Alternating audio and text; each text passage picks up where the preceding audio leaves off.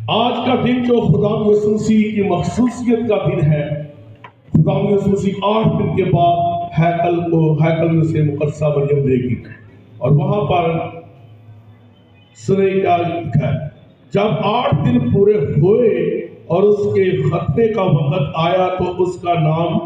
یسوع رکھا گیا۔ اس وقت نہیں رکھا گیا جب یسوع مسیح پیدا ہوا تھا۔ 8 دن کے بعد جب وہ ہیکل میں گیا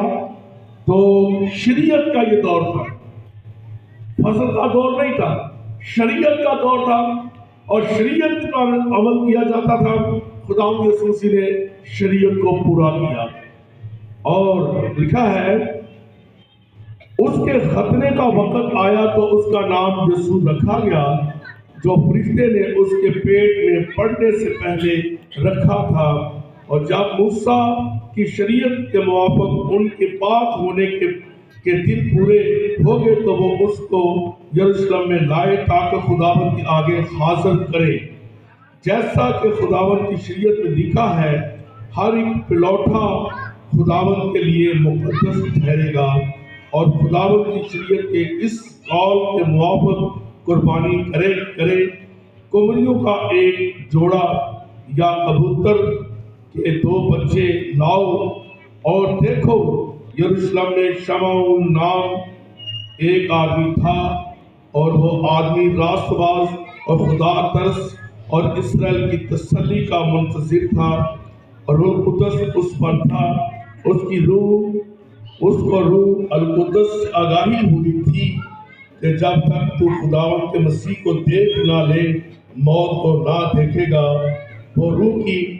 ہدایت سے ہیکل میں آیا، اور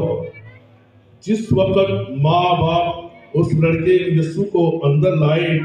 تاکہ اس کے لیے شریعت کے دستور پر عمل کریں، تو اس نے اس سے اپنی گود میں لیا اور خداوند کی حمد کر کے کہا، اے مالک، اب تو اپنے غلام کو اپنے قول کے موافق سلامتی سے رخصت کرتا ہے، کیونکہ میری آنکھوں نے تیری نجات دیکھ لی ہے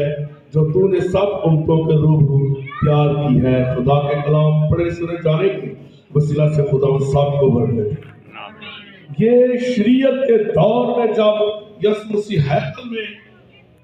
اسے لایا گیا، مقدسہ مریم اور مقدس یوسف یہ جب لے کر آئے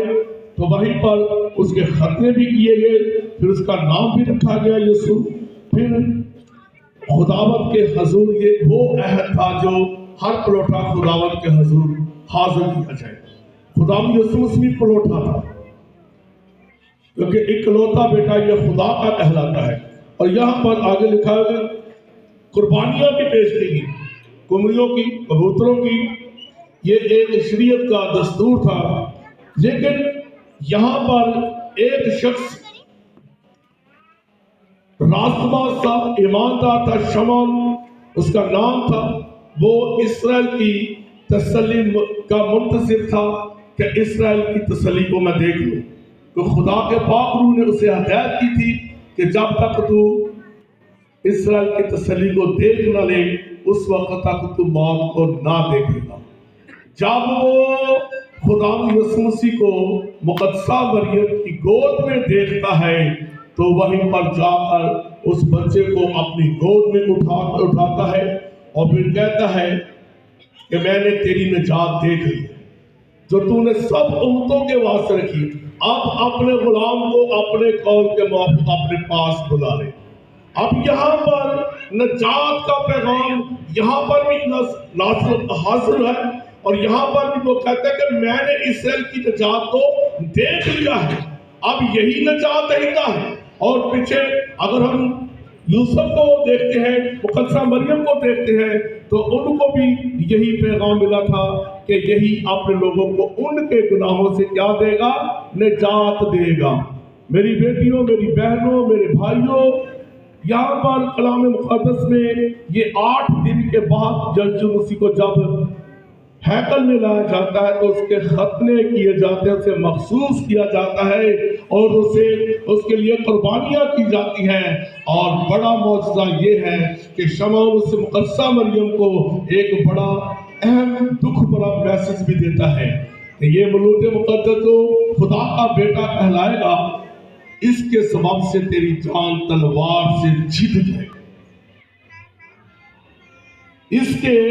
سبب سے تیری جان تلوار سے جیت جائے گی۔ اور یہ ایک وہ میسج تھا جب یسوع مسیح صلیبی منظر پر ظاہر ہوتے ہیں، صلیبی منظر جب اس پر آتا ہے، اس وقت مقدسہ مریم کو یہ قول یاد آتا ہے کہ مجھے ایک راستباز شخص نے یہ کہا تھا کہ تیری جان